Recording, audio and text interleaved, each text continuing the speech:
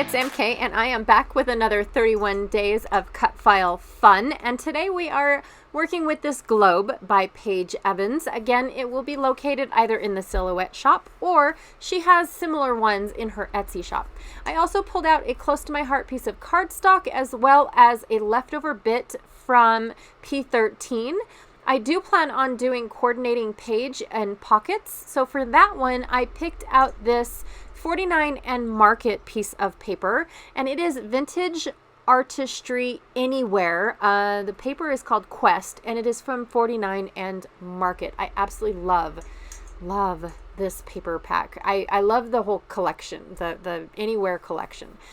These are the photos that I will be doing. Now, I'm actually going to do these at the end of the video. That way, if anybody's not interested in pocket pages, by all means, they don't have to watch the rest of it. So I do have more photos than I do pockets. So I do plan on doing a little flip flap. And let's get started on this layout. What else I want to do is some mixed media on this layout. I forgot that I had more things to show you guys. I apologize. So for the mixed media, I have this embellishment mousse by Nuvo, and I think it's called Periwinkle or Cornflower Blue. Yep, I was not even close. So I have Cornflower Blue, and then I have this awesome Silver Glaze by Vicki Boutin. I love how smooth this stuff is. Oh my gosh. I also have some White Daisy from Close to My Heart. Now, I didn't purchase a new one of these, so this is a pretty old ink pad that actually is kind of weird because the blender brush that I'll be using picks up the cardstock color, so it's very weird. I also have some cut aparts from the exact same collection as the P13 paper, as well as some 49 and Market little paper clips. One says memory and the other one is a camera. I do still have a few of these little tickets. They're almost vellum stickers by my Not Just for Boys Kit Club. And then I took a zip strip or a branding strip from 49 and Market paper, the Anywhere collection, and went ahead and cut up the words because they're like definition words. I also have this cluster that I made. I was going to try to fit it on the page, but truth be told, I think it's too big, but we'll see.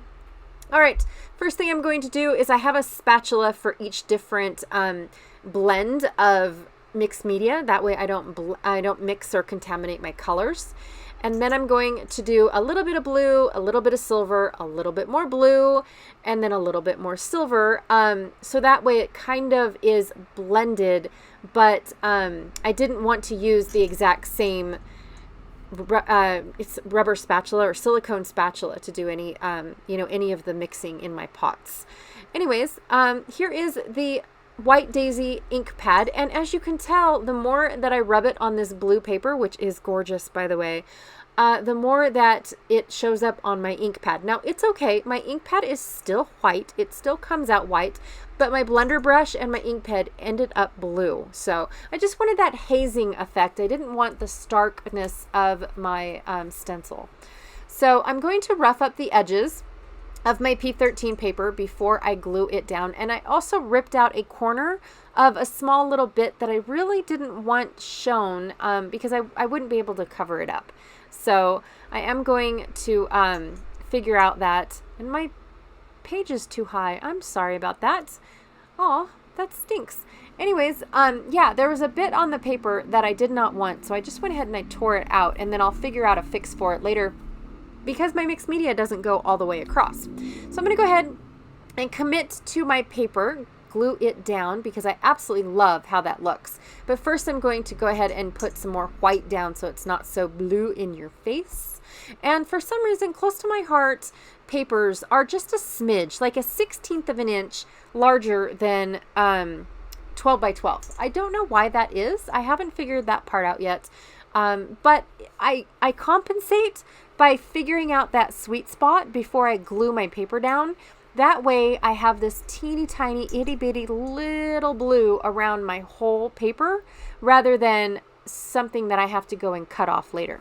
I also went and picked out this gorgeous green color. It's one of my favorite greens from Close to My Heart. It's called Fern, that I used to matte my photos. And I think this helps pull out some of the green leaves that you really can't see because there's a lot of blues going on, a lot of blue and purple.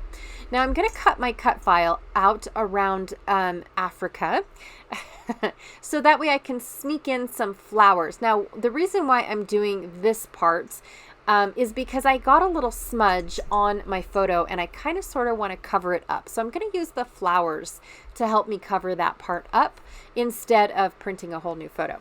And truth be told, it's a green field that I don't think anybody's going to notice. Next, I'm going to take some of these flowers and actually go around the base of like the stand of the globe.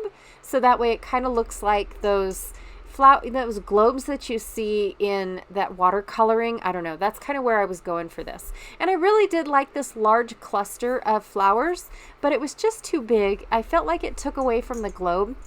And also in my little rip up above, I decided to stick some flowers up in there too. So that way it kind of looks like my embellishments are going around the whole right side of my photo, or that's the left side. That's not right. It's my left side.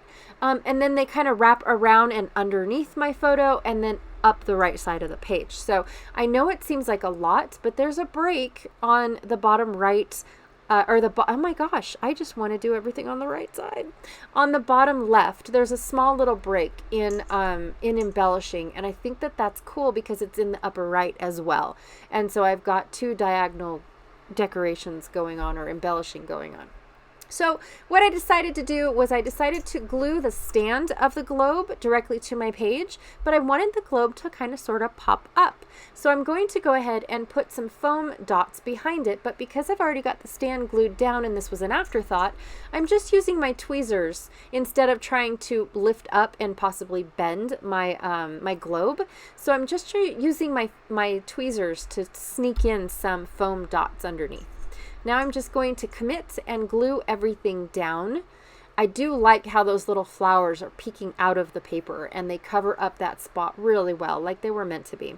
Now I did go and I took away all of the negative of my little airplane. I went ahead and cut all that part out because I ended up using an X-Acto knife because my scissors going around those tiny little poles of the plane definitely would have bent the image. And so the X-Acto knife and the fact that it was all straight cuts was perfect for that.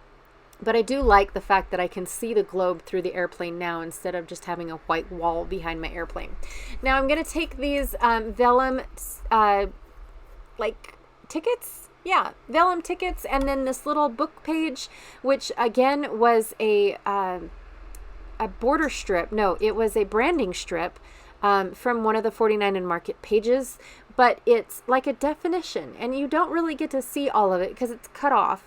But I really like, it says travel. So I really like that. And then my title's actually going to go on the pocket cards. So I have that figured out. Now, because these vellum pieces are stickers and I've already glued my page, my photo down, and I've kind of got the upper portion of it secured down, so I can't really lift it up. I was trying to use my tweezer trick, but it was very flimsy. It's not like a stiff little foam dot. So I had a hard time there. And then I know I'm covering up a portion of this airplane, but I really did like this little flower popped up behind my definition and where I put my photo, paper clip.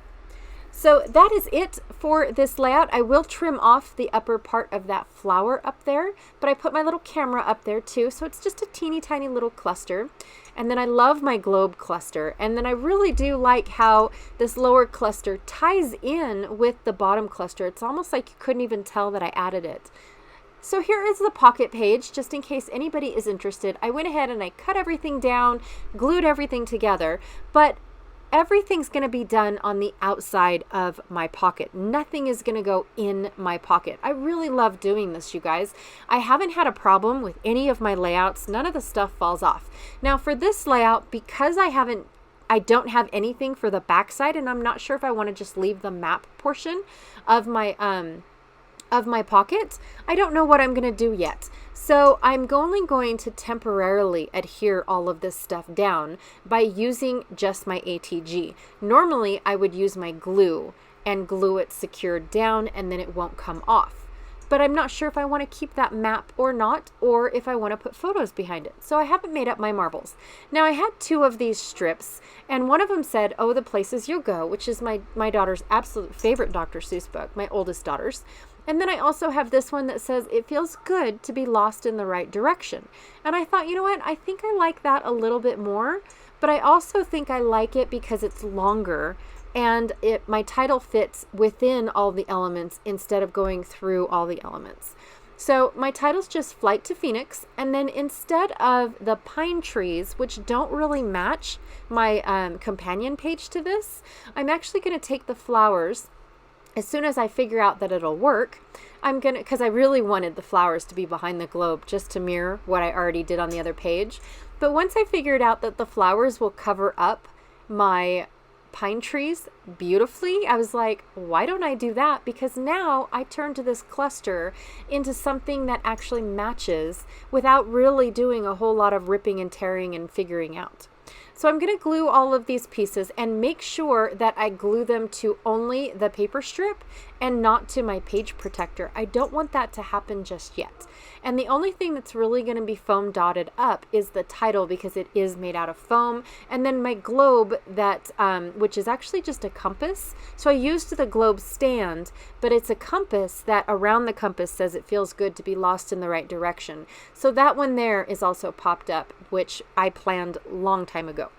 And then I used the other little book page dictionary word thing from the branding strip and glued it on top of a little thing that I had cut out. I don't even know what that was, just to help add and tie into the other page, even though the mountains really don't match. But what's in my photos on this particular page is of me going over the mountains. So it actually really does match this portion, even though I'm flying over Phoenix on the other page.